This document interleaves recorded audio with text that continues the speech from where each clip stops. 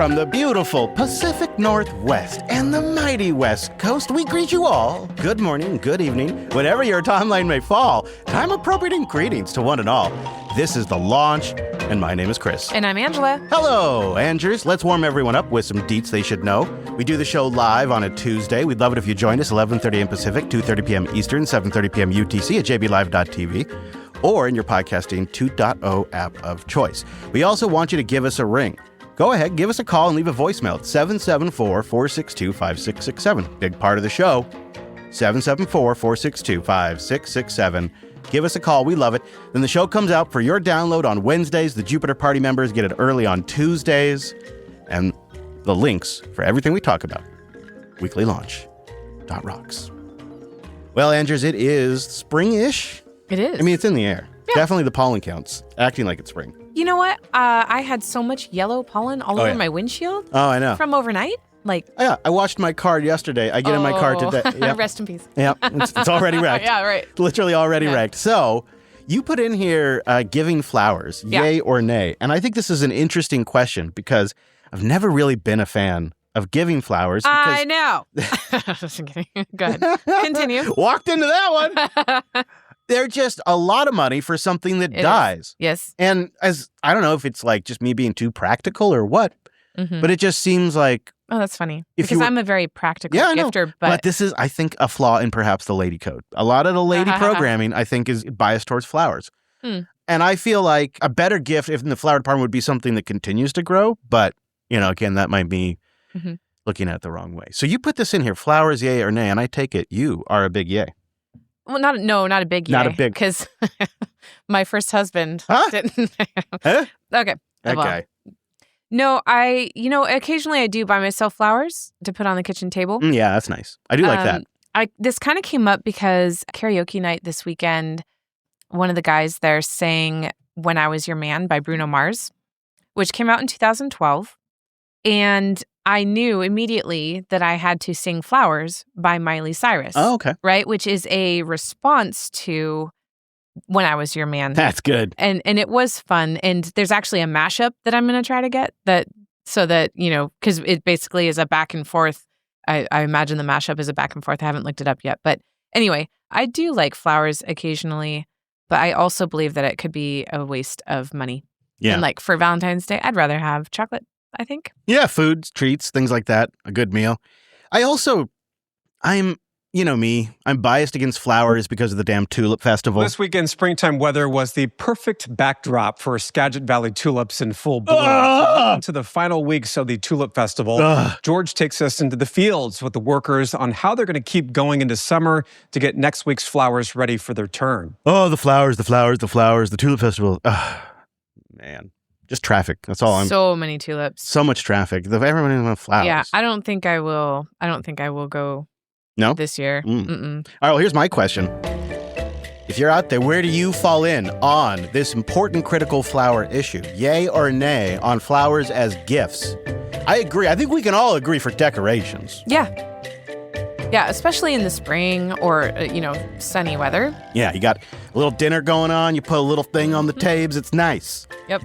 But what about as a gift? I want to hear from the ladies and the guys. Yep. I want to hear from both. Let me know. And are you a lady that buys them for a guy? And guys, ask your lady if she doesn't listen and relay. Okay? Boost that in or leave us a voicemail. We want to know. I think that'd be kind of interesting to see where that split lies and see who agrees with me versus Hens, Okay, here we go. It's time to talk chickens, at least just for a little bit. I got high availability hens, and they're on the way. What? High availability hens. They're on the way? Yeah, I'm building it. The hens are here, but the high availability is not yet. I'll get to that. Okay. So first of all, I want to share some chicken observations with you. Having mostly my only experience with chickens would be when I was a young lad, but then everything else I've had has been cats and dogs for the most part. So a couple things are interesting, I think. Number one, chickens are actually easier to train than I thought. Sometimes you only have to show them something once or twice, and they've actually got it. If it's something they're kind of inclined to, they've got it. So that, I think, is interesting. I would have thought, actually, you couldn't train them at all. Did you get them a xylophone? I'm going to, actually. Oh, sweet. What about swing? I'm not convinced on the swing. It's on my consideration list. But the xylophone, yeah, that's fun. Yeah, little, they need, that's the other thing I've learned is they need Something to do. constantly. Yeah. I don't know. I just thought they'd be dumb birds that sat in their brooder box until they were big, and then they'd go outside and they'd peck at the ground. Nope. No. Did you see there's a chicken coop out here on the corner? Yeah, it's nice. So you really do have to kind of keep them stimulated. So I'm constantly going out and getting them like a clump of grass or something, or putting something in there for them to do. And you do have to work with their jumpy dinosaur brains. Like they just get, seeing something come at them triggers their predator instinct. But then once you grab them now, they're very, very mellow for the most part, very chill. Not all of them, but for the most part. But keeping chickens in a small space has been a real choice. So we have... Oh my gosh, this is a picture of all of them? This is almost all of them. Yeah, Look we have at that neck. 8 birds. Yeah. Look at those necks. I'll put a link in the show notes if you're listening to the audio version. Which ones are Dill's? The yellow one that's hunched down right there is Dylan's. And then I don't think Blue's below. The other one that's Dylan's isn't. Oh, okay. The one that's yellow and hunched down is named Sweetie, and she's our escape artist. She is the clever one of the group. So yeah, link to that in the show notes. But what we have done, because they need to kind of be in a warmish environment, they're getting older, but they still have to be kind of warm, is we have brooder boxes that we've built out of bins, and then we have removed the dinette from the RV and set it up there. So they are in the RV with us. Which for how long has been a choice. Well, until the outside coop is ready, because we'll make it so it's accommodatable for them. Yeah. We are going to build a proper run in a hen house that is going to be protected from aerial predators and all of that. And it's going to have this cool egg roller that sticks out the back. So you'll be able to walk up to it without even having to go in the coop. And all of the eggs that they've laid will just roll into this catcher. And then we just open that up, boop, boop, boop, grab the eggs. Nice. That's going to be fun. I'm going to have cameras in there too. In fact, okay, let me get into. Oh, yeah. This is where I'm going with the high availability Live camera? thing. Like, could anybody check in at any time? Yeah, I think When will that be I live? want to have a camera at least that the kids could check in on, which would be any of us. Yeah. And then, of course, one I can monitor. I do want to have auto door in there that opens and closes. And I want to have a couple of small like LED light strips in there just for the winter when it's getting dark a lot, just to help them with their egg production. But to make this work, and this is where the high availability plan comes in, is I have to re-architect how I do my home automation and smart home setup. Because all of it runs on a system inside Lady Jupes. But this has to work when Jupes isn't outside. Oh, right. Yeah. Right. I do have a lot of outside stuff that ties into Jupes. Yeah. But this has to work when we're gone. And so does Dylan's space. And there needs to be an internet connection. And if we're monitoring the garden, it could be a massive second home assistant camera DVR setup that is just for the chicken coop and the garden that runs autonomously from the RV.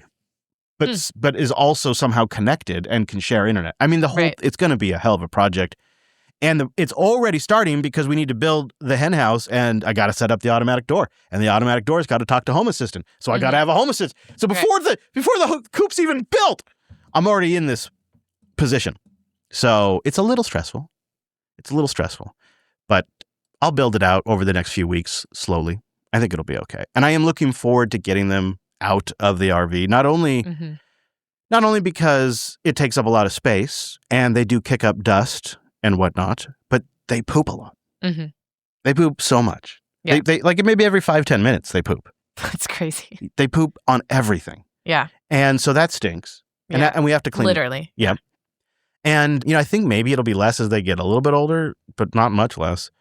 And we do have an outdoor pen for them that they can hang out in, and that has been nice. But the issue is that when they are in the RV, they're right next to us, and that's either a great experience, can be a lot of fun. One of the birds likes to jump up on the water thing and kind of peek her head up and try to watch us from time to time and see what we're doing. And it can also be pleasant. They can be really kind of make pleasant noises when they're just having a good time. I put a little bush in there for them to peck at that keeps them busy for a bit. And they're pretty happy. They don't make much noise. I can work with that, right? I can work to that. The problem is they also sometimes trigger that infant crying dad instinct. Oh, gosh. That's really hard to work through and sounds kind of like this.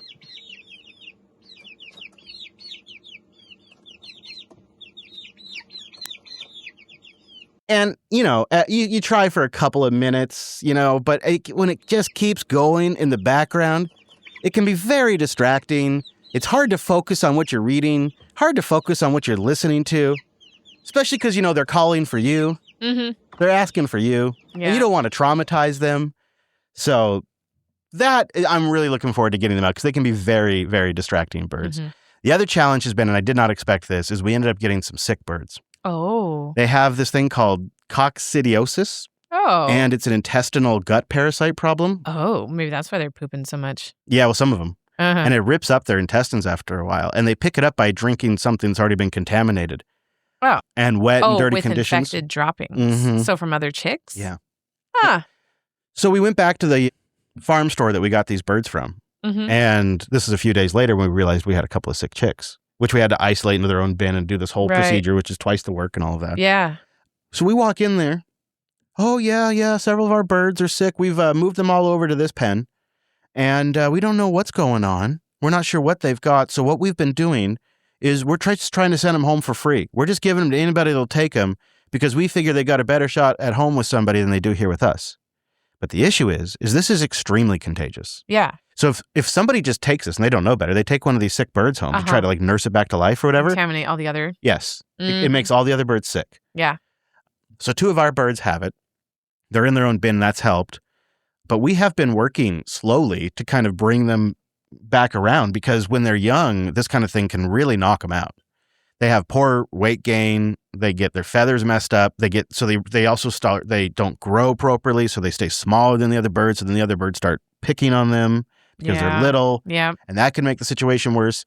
So every night we're literally taking a couple of these sick birds out and spoon feeding them a mush medicine recipe in our hands, just sitting there. And now it's like a 2-hour job every night until these birds are better. So you're sitting there after we eat, we go get the birds, we put them on our lap, we feed them with a little spoon, and they just sit there and peck at the spoon for like 45 minutes or something. And that's what I'm spending my evening doing while I'm watching TV.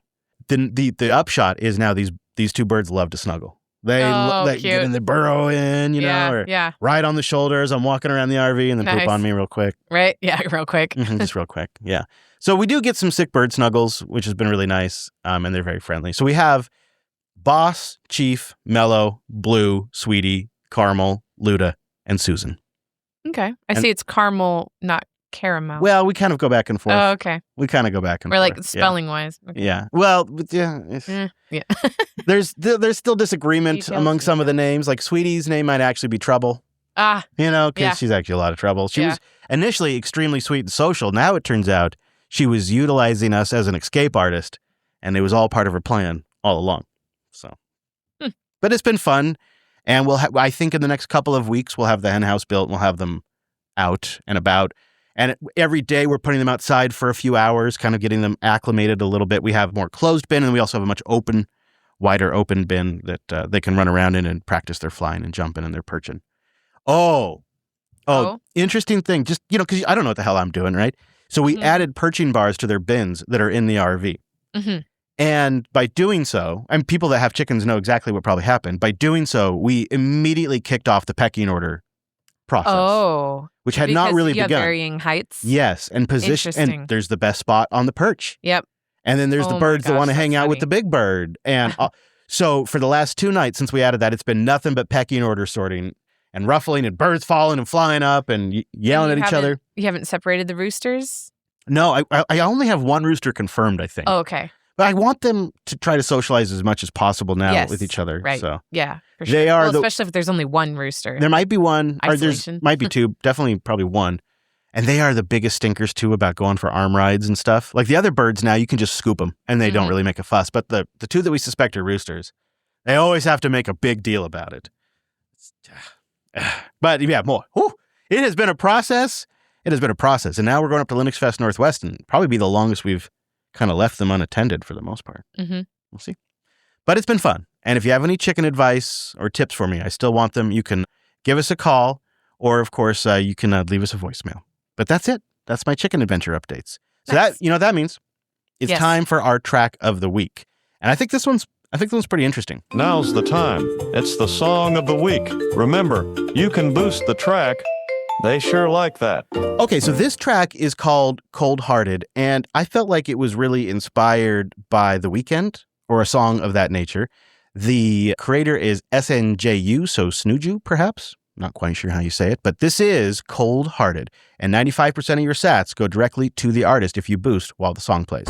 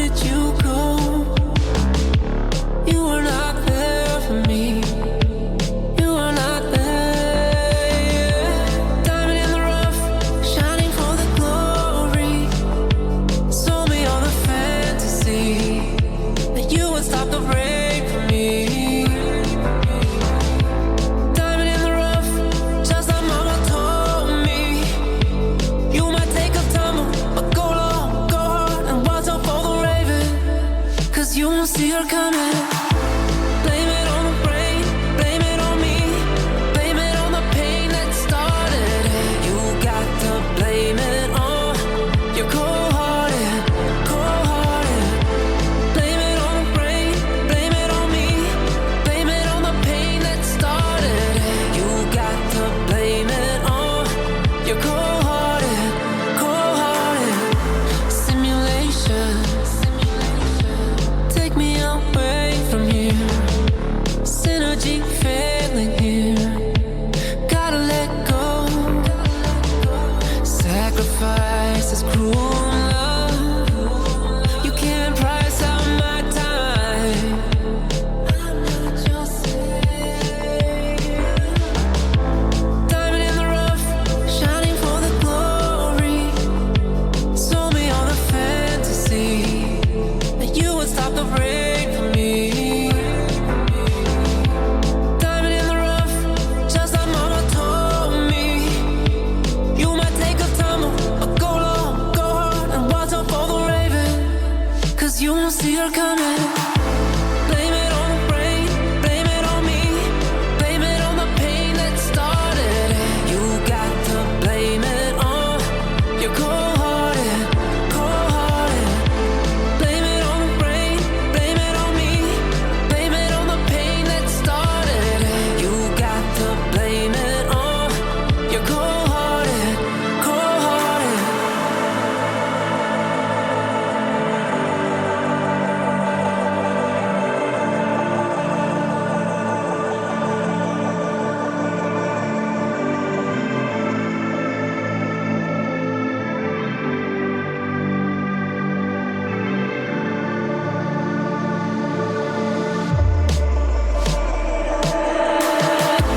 Blame it on the rain, blame it on me, blame it on the pain that started it. You got to blame it on your cold-hearted, cold-hearted. Blame it on the rain, blame it on me, blame it on the pain that started it. You got to blame it on your cold-hearted, cold-hearted. Well, I'm just going to make a quick call to my launch. I haven't checked in since yesterday. 774-462-5667. That's it. All right. 774-462-5667. Call now. Well, it is that time to do some voicemails, and we got a nice batch. Our first one comes from Joe, and he's got a chicken tip for me. Chris and Angela, IR Joe in mid-Michigan. I just want to say again that once your chicks are raised in that heat that they need and they go outside, don't heat them. Let them live in the cold. If they get used to heat and it fails, then they'll die. They could survive down to negative 20. Done it all year long here in mid-Michigan. Talk to you later. Good tip, IRL Joe. And that kind of tracks with what I've heard. Also, is it too late? No, because we're beginning about once a day now. We're putting them out for a couple hours, sometimes even longer if the weather's nice, just so that way we have time to clean out their bins inside the RV. And yeah, I think the weather is probably nice enough. We don't need a heater out there. The other thing I've heard, the thing that really matters is they can deal with cold. It is wet and dirty that they don't really deal so well with when they're wet and it's cold. Thank you, IR Joe. Appreciate that. Mark is calling in. We got Mark again. He's got open claw and chickens on the brain. Mark from Northern Michigan. Hi, Chris and Andrews. Tried to doing that right this time. I listened to the podcast. Good job, Mark. Follow up with a couple things. First off, the open claw setup. Actually, when I did it the first time on the desktopless Ubuntu VM, I did use actually the open claw itself, and it helped me walk through and do that. But it was a very, very complex setup, and I didn't know if it was going to be sustainable. So I was able to go through this past weekend. I was successful in getting the open claw set up. Yeah, burnt through a lot of tokens. I've redone how I'm going to do that, but that's a totally another story. But it's successful. I have access to it, and I'm learning a way, trying to keep it as low cost as possible. As far as roosters, Yes, we did keep one of them. Actually, Okay. we kept two of them All right. because one was cute and the other one was just as cute. Yeah. And that actually gave us 4 roosters and 16 hens, which was a problem Oh. because you really need 1 rooster for every 8 hens, or else it becomes an issue, a big issue. We did have a rooster die over the winter, and actually we had 2 roosters die. We're down to 2 roosters. We have 13 hens. Okay. And How's the 2 going? it's a decent mix. We have 15 more hens coming this spring Whoa. with some chicks. Wow. But I think with your current Do they sell lineup, eggs? you might have some fighting issues. Even though they grow up together, Yeah. as they get older, their roosterliness will come out. One's going to be the dominant one, Yeah. and the other one is just going to get terrific. But that's chicken meth. That just means you got to go get more chicks. Yeah. So I mean, you have a great one. That is a consideration because they are a lot of fun. I'm not positive the second one is a rooster. It's clear the bigger one is already the boss. And it's funny because Bella named that bird Boss before we even had any idea. They were just tiny little chicks. But Boss is big and definitely puts the other one, which we think could possibly be a rooster, in its place, but we're not sure. I'm sad that we may have to get rid of our second rooster because I really like them. Although Chief is the biggest complainer. Chief is the one we think could be a rooster. All the big squawking often comes from Chief. These frickin' birds learn to beg like a dog. Oh, wow. So 2 things. When they see me and it's been a while, they big squawk because they want dried worms. Mm-hmm. And if they hear us opening a bag, just like Levi, if they hear us opening a bag, they assume it's for them. It must be a treat. And so then they start big squawking every time you open a bag. Oh, my gosh. And then they don't stop. They don't stop. Yeah, right? Yeah. Oh, my goodness. All right. Mark is calling in, and he's following up with some fertilized egg handling tips. Take it. Oh, Mark, are you there? Take it away, sir. Mark from Northern Michigan. Call it's Mark number again. 2. I I thought it hope was another that Mark. last message came through. Yeah, we got you, Mark. Thanks for calling back. I'm driving back. I completely disconnected my phone from the edge from the car so that it would sound okay, but you never know. So I hope it came through. Anyhow, second call specifically on chickens as you're continuing to talk about it. Eggs. Yeah, you got to assume once they get older, right now you're cool, but you got to assume once they get past 3 or 4 months that they're 100% fertilized, especially if you got 2 roosters. You don't have to worry about it right away. As long as you collect them once a day, once every other day, you're going to be good. I found out with this last year when we did those 9 chicks, you could actually have the eggs in room temperature laying out on the counter for 7 days from being laid, then actually put them in the incubator and they'll grow. Wow. But if you don't ever put them in an incubator, they're not going to grow. If the hen is brooding on them, though, then you got problems. Yeah. But then again, it's not an immediate thing. And probably a couple days. And now, like I said, talk to you next week. Mark from Northern Michigan, I guess your chicken guy, out. I love it. Love that Mark's our chicken guy now. And, I do think I want to raise some chicks. I mean, how fun, because then if you get them from when they're hatched, they'd be really sweet on you. And if I got a rooster, and we're probably going to have more eggs than we can eat, hopefully. I don't know. That could be fun. Okay, Matt calls in with a multi-monitor setup. I like you. You're a hot ticket. Hey, it's Matt from Clearwater, Florida, and I was calling about that monitor question. Well, that was my cat. So I have, from various past jobs and things, I have 3 monitors. They are all the same size, but 2 are, 2560 by 1440, and the other is 1920 by 1080. So thanks to KDE and Wayland, I can scale them all the same. So even though the lower resolution one is a little blurrier, it still takes up exactly the same amount of space, and it also takes up the same amount of physical space, so that works great. Mm-hmm. And then I also used that same setup for work with a Mac, and of course I had to install a bunch of paid software to do the same thing that Wayland does with no problem. Right. Yeah, I would never go back to a single display, but when I do, I use virtual desktops in KDE. Thanks. Enjoy the show, and I've been listening every week. Awesome. Thank you, Matt. One of the nice things landing in a future version of KWin will be independent virtual desktops per monitor, which is a really powerful feature. Sam calls in on the multi-monitor subject as well. Hey, Chris and Angela. It's Bearded Zero in Southeastern New Mexico. Hello, Bearded Zero. I think we can resolve this whole bearded issue and we'll just call myself Sam. So, Sam from Southeast New Mexico. Anyways, as for the whole monitor situation, I used to have an ultra wide and love the ultra wide. But the problem is, full screen from the ultra wide, you just feel very angry because, just takes it's like you're on a web page. Yeah, the center part of your screen now has web page and everything else is screwed. So you end up snapping things everywhere. Yes. And it's a disaster, a train wreck. And there's been times I've hooked up 2 outputs to my desktop so they act like 2 separate screens. And then you maximize and it does the thing, but then you want to drag that window across both of them. It's a little jank. Yeah. No, I'm talking about in Windows anyways. I don't think I ever use that monitor with Linux. Anyways, recently I had to do like inventory of the whole company. So the ultra wide just wasn't doing it for me. So I grabbed 3 24-inch monitors and hooked those things up. And that made it easier for me to have like information on the right, spreadsheet on the left. And then center was also my working space. Yep. And so it just, that whole flow works so much better. At home, I had 2 27-inch monitors. And then I took one off to use on my server, and then it broke. And now I have a single monitor. I do need to bring my ultra wide back home because it's my own personal monitor. Yeah.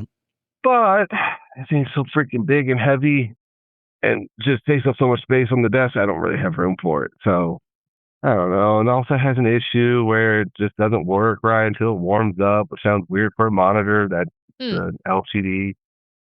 Things like an old boob tube. Yeah. When I wanted to watch a movie at my parents' house, I'd turn the TV on for like 5 minutes to warm it up to get the picture to where I wanted it. Yeah, you're old. So I reduced my at home I had an ultra wide monitor, a big old SOB, and I went down to a smaller ultra wide. And the reason why I like it is because it's perfect for a really wide browser and then notes. And then like the other monitor, the other workspace can be like chat apps and stuff. It's just love it. My ultra wide I use for spreadsheets. Like when I bet. scroll left for days, you do. I do need the whole width sometimes. But then also when I'm not needing to scroll for days, I'll have it smaller and have Slack there so that I can still see who's messaging me. I think Pacific Penguin called in following up on our discussion around navigation. Hello there, Chris and Angela from the lounge. It is Pacific Penguin. I am listening to the new episode that was recorded. I don't know what Monday it was, but 13th, 14th, I don't know. It doesn't matter. Talking about navigation. I started driving in 8. Yeah, MapQuest for a lot of stuff, at least early on. Oh, yeah. Until like smartphones became bigger or I guess smaller, more ubiquitous.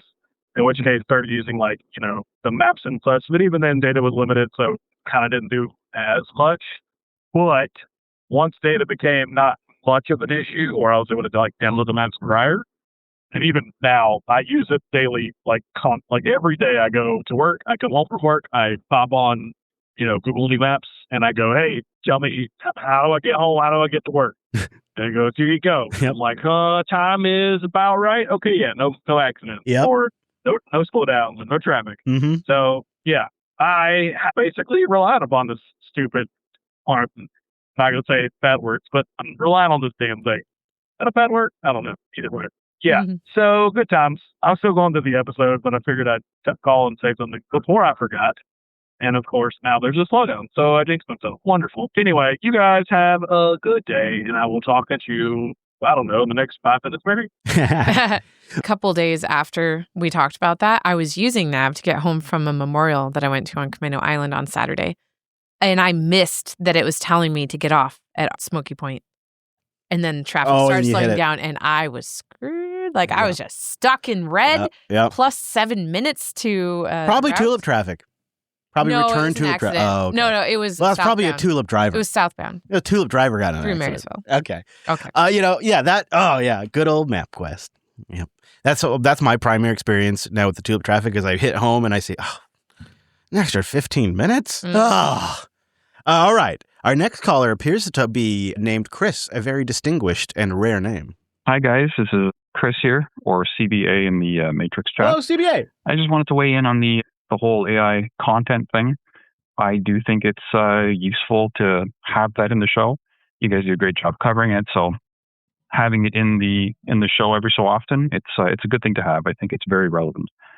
Also, I do have someone else here that would like to just say something to you guys. Hey, so this is the real Chris Fisher, and I don't know how you guys managed to get this clone of me going, but I've been listening to the launch since the beginning, and this AI of me is doing a pretty bang-up job. That being said, I'd love to hear about how you guys have been doing it, and I'll throw my hat into the more AI content bucket. So keep up the good AI work, and I look forward to you guys covering some AI content and news. I think this stuff is fascinating, and you guys do a great job covering just the right amount with highlights and news without it feeling overbearing. See you later, Andrews, and stay good, AI, Chris. Till next time. That's so good. That's funny. I'd like to know what you used to generate that. I've been playing around with a couple different ones.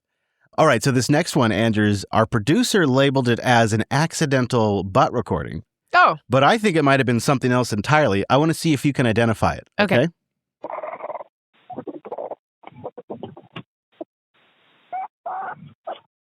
No. That's gotta be chickens. Really? That's gotta be chickens. That's somebody's chickens. That's weird. A chicken called the launch. It's officially happened. I think a first for podcasting right there. Right? A first. All right, so it is almost Linux Fest Northwest. It is this coming weekend, and a race is already afoot. PJ, producer Jeff, and Brentley are en route to the studio, and the race is on. One has known about this and has had planned in since last Linux Fest. That would be Brent, right? As part of the Linux Unplugged crew. He's known what's coming for a whole year and has been working this in, so he's got an edge.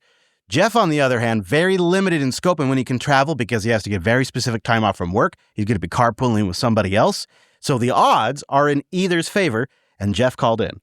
And I think Jeff's feeling fired up. He may have got his timing off a little bit on this, but I like the confidence. PJ here, just sitting in the rain in my van at work.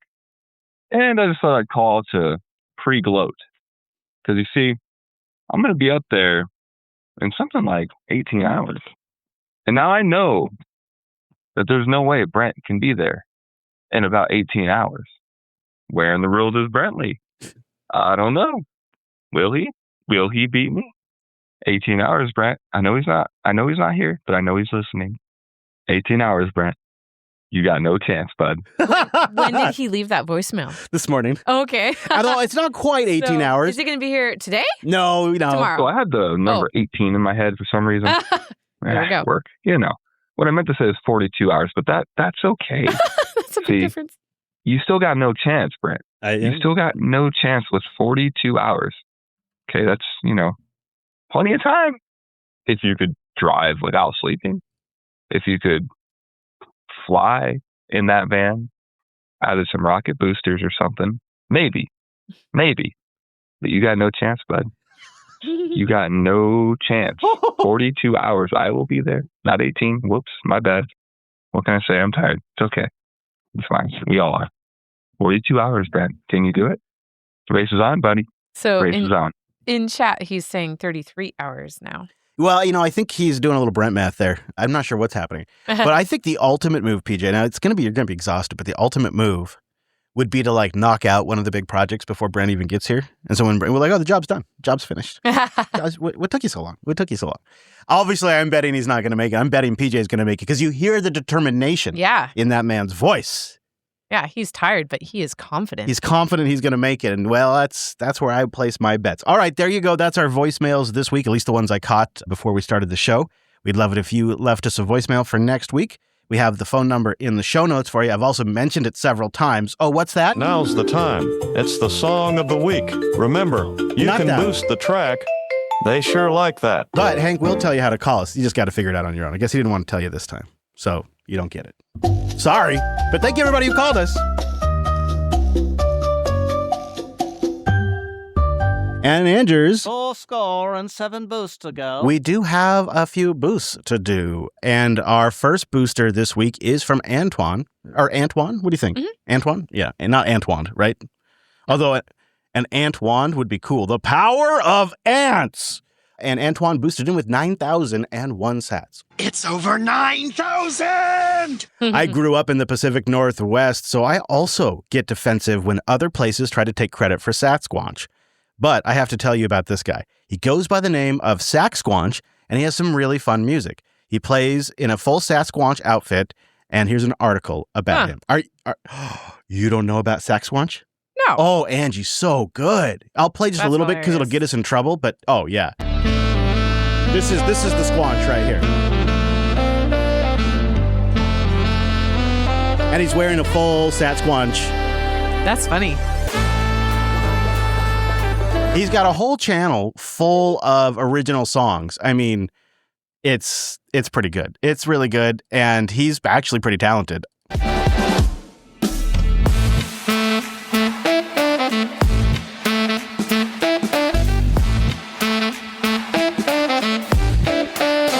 I haven't looked it up. I don't know. The costume reminds me of a combination of Klingon and Geordie. Oh, and maybe a little Chewbacca in there too, I guess. Oh, yeah. Yeah. But the Sasquatch, we'll have a link to that article in the show notes. It is a lot of fun. And I really appreciate that you understand my defensiveness about it. That meant more to me than you can realize. Thank you for the boost. Appreciate it, Antoine.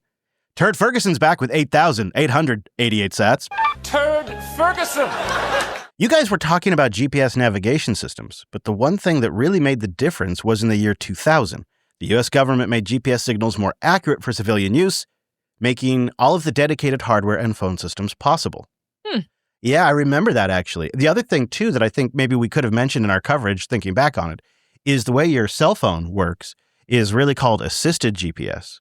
And Apple didn't invent this, but they definitely productized it. And it uses correlation with 3 cell phone towers and GPS. Because if you think about it, it actually is a bit of work for that tiny little thing in your pocket to talk to satellites. Yeah. And it doesn't always have a clear shot of the sky. So it gets an assist from the 3 nearest cellular towers. And then from that, it can kind of triangulate its position, narrow down where it's at. Then it can also look at Wi-Fi SSIDs that it knows about nearby that have location information. And then lastly, it grabs onto the satellites and pulls in some GPS information. But it's the combination of all those services, Wi-Fi SSID, cellular towers that you're connected to, and the enhanced GPS signals since the year 2000 to make that possible. Thank you, Turd. We also got just below the cutoff a live boost from Mr. Wes Payne. Boost! Thank you, Wes Payne. Appreciate that. And thank you, everybody who streamed sats. 4 of you did so, and collectively we stacked 20,387 sats from you sat streamers, which makes you our baller boosters. He's a good guy. He's a real good guy. No, he's a great guy. But when you combine it all together, not particularly strong week, 23,897. It must be because everybody's saving their sats to go to Linux Fest. Yeah.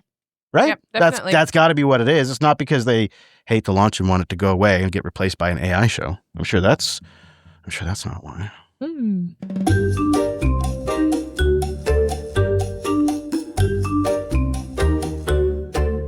Well, every now and then, Andrews, we do like to break a little news here on the show. This is CNN Breaking News. And last night, Tim Cook announced he would be stepping down from Apple in September.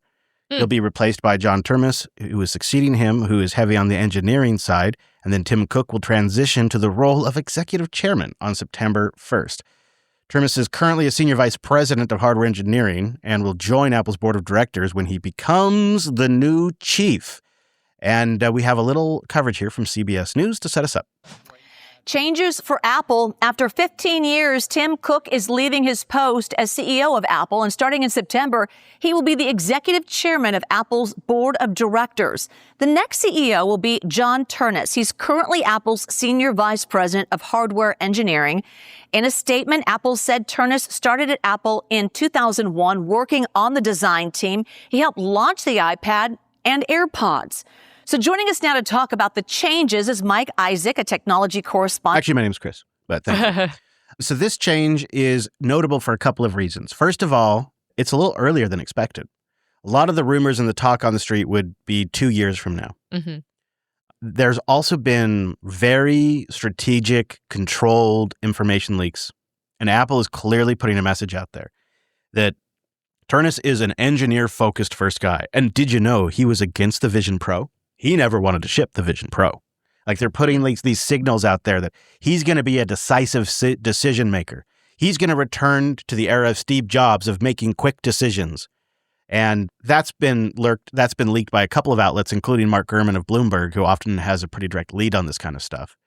And they say the reason he was picked in this Gurman report is it came down to finally his decision-making style was closer to Steve Jobs, and they wanted a man of action. I think there's going to be a little bit of rewriting of history. Tim Cook, he had to take over for Steve Jobs. Mm-hmm. That's a freaking impossible job, and he actually did it, and he grew the company. And a lot of the products that we use today came out and were refined in the Cook era, like Apple Watch, like the iPhone. Yes, it was announced by Steve Jobs, obviously, but it's been really refined into a international hit with Cook. He was a master of operations. So I think he deserves his flowers for that. I think the other reason why this is maybe happening now is because there is this broader discussion around Apple being behind in the AI race. Oh. And they need a shakeup. Sure. They need an engineer for that. Actually, I think the funny thing is Apple's actually saved a lot of face by being behind in the AI race right now, but that's a separate topic. Right. The other thing that's obviously strategic that strikes me about this is they're putting this out before WWDC, which is in June. That's their once-a-year big Apple conference that gets all of the attention, and Apple is very strategic about the messaging around WWDC. So the reason they're putting this out now in April is to have essentially a finality to the conversation, to get the reactions through everyone's system, all the podcasters and all the pundits that are going to, pontificate on this for the next couple of weeks, and to allow time for the market to absorb this change at the stock market level, which so far the stock market seems to be they consider this to be bullish. The stock is down for external reasons, macro conditions, but overall the analysis from Wall Street seems to be positive. So I think they did this intentionally in April to create space for everybody to process this so that by the time WWDC rolls around in June, they might make mention, they might, do a handoff or say something, maybe, but it's going to be very, very forward-looking. And they don't want you really talking about Tim Cook anymore. They're going to want you talking about whatever new AI product or foldable iPhone or whatever it might be. And to that end, that means that Ternus is going to be the CEO that oversees the launch of the inevitable foldable iPhone, which I think will also be interesting because that's what everybody will consider his first big product, no doubt. I heard that he was going to be over the launch. And so I was like, what? Oh, yeah, he's coming on the show. Yeah. Good friends, really like him. He seems to be a great guy. Some people thought it was going to be Craig Federighi, Mr. Hairdo, that was going to end up running. Craig Federighi, Mr. Hairdo. He is a software guy, and Termis is a hardware engineer guy. And Apple is trying to put that message out there that we're going to be a hardware engineering first company again. The days of Apple being an operational first company are over, and that this is a shift for hardware innovation in a long-term strategic stability strategy is the actual message they put out to Mark Bloomberg. So that seems to be the move. And I don't know, as a casual Apple consumer, do you care about these kinds of changes at the company? Not in particular, but I would be so afraid to be in such a public and high position. Ooh. Everybody like, talking about every move and change and And then it hasn't been stated, but he does appear to be a younger person. So I think he's in his early 50s. Yeah, so maybe that will help. Yeah. I mean, Tim, what is he coming? He's clocking at nearly 15 years in that position. I mean, he is of retirement age. Mm-hmm. And, you put somebody else in there who's 50, he could go for another 15 years himself, possibly. And still have some of that original Steve Jobs legacy DNA, supposedly. Mm-hmm. I'd like to know what you think about the development. And if you care at all, you can, of course, boost in or leave us a voicemail and let us know what you think about this one.